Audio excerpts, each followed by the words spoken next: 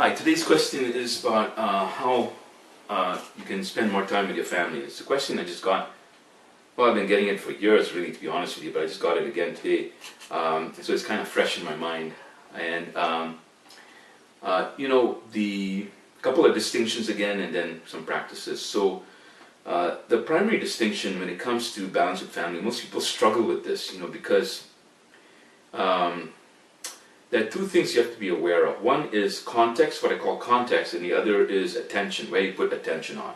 So most people who are typically complain about lack of balance, typically put attention on only one thing. Usually it's on their business, but also it's usually on one context or one way of looking at life. And the way of looking at life typically is around guilt, like you're doing the right thing, by spending a lot of time at work, even though it's not really necessarily giving you any additional satisfaction or money, even for your family or for yourself. So it maybe even be diminishing returns, but you're stuck in the guilt context because you have to do it, because if you don't do it, then you're a bad person. Right? If you're a bad person, you feel bad, so you don't want to feel bad, so you continue working, even though you feel worse doing the working, right? So context is critical. If you understand context and you get context, then there's a fighting chance that you can actually create something different from how you've had it before. The second is attention. Like I said, attention is where you choose to put your mind on. When you look at most of your day-to-day work is done in this part of the brain called the prefrontal cortex. And part of what happens in the brain is that there's literally a set of neurons or nerve cells in the brain that are dedicated to a certain task or project. It's kind of, you could say it's almost like when you put a spotlight on a stage on a certain actor, and that actor is doing something. So in a sense, you're putting attention on that. When you put attention on it, all the energy goes towards or the activation energy goes towards that particular task, or set of neurons representing that task, okay, or that idea, you could say. It doesn't have to be a task; it could be an idea which represents the task. So when you have that, when you put attention on something,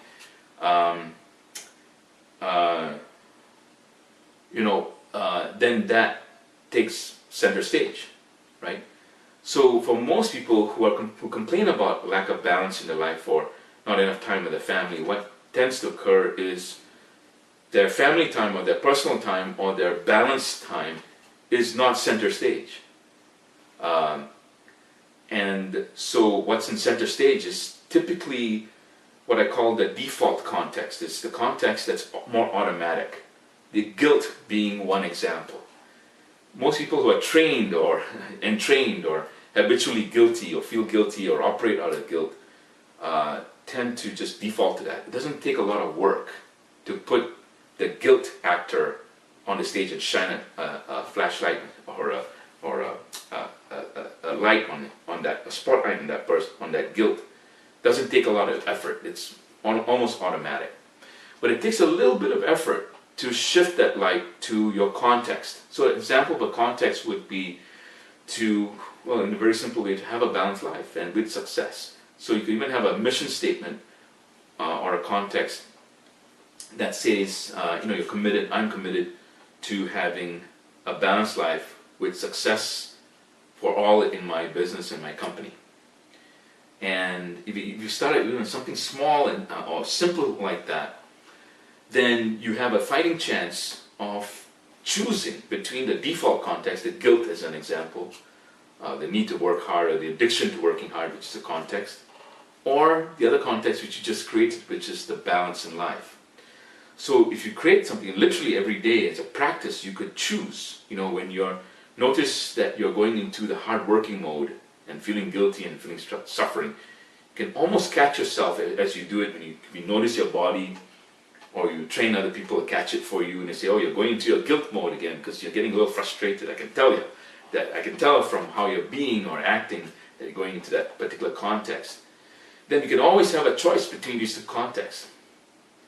And if you create a structure, for example, coaching, for example, on a daily basis, which is how I like to do it, then you have more of a chance of being able to choose between these two contexts.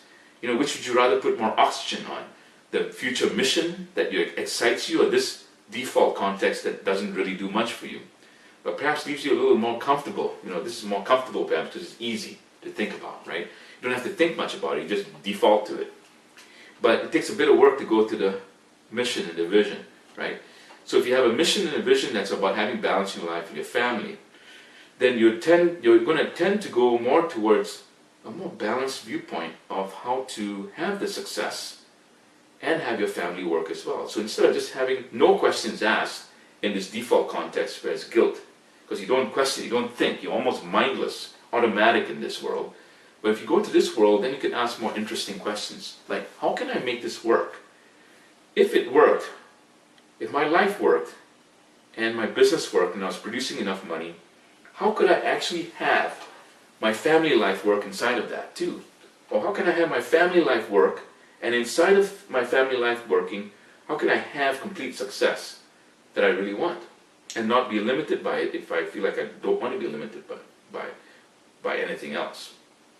How can I have it work? And each person has a different answer. So I'm not going to give you an exhaustive list of answers that I've given to other clients. You know, when you create a context like that, you, again, like I said, you have a fighting chance of creating what we call an anchor, or something that can bring you back to another option instead of the default option all the time. So I hope that makes a difference for you. And again, if you have more questions, feel free to ask me, or shoot me an email, or drop me an email. Look forward to helping you in the future. Have a great evening, or day, or morning.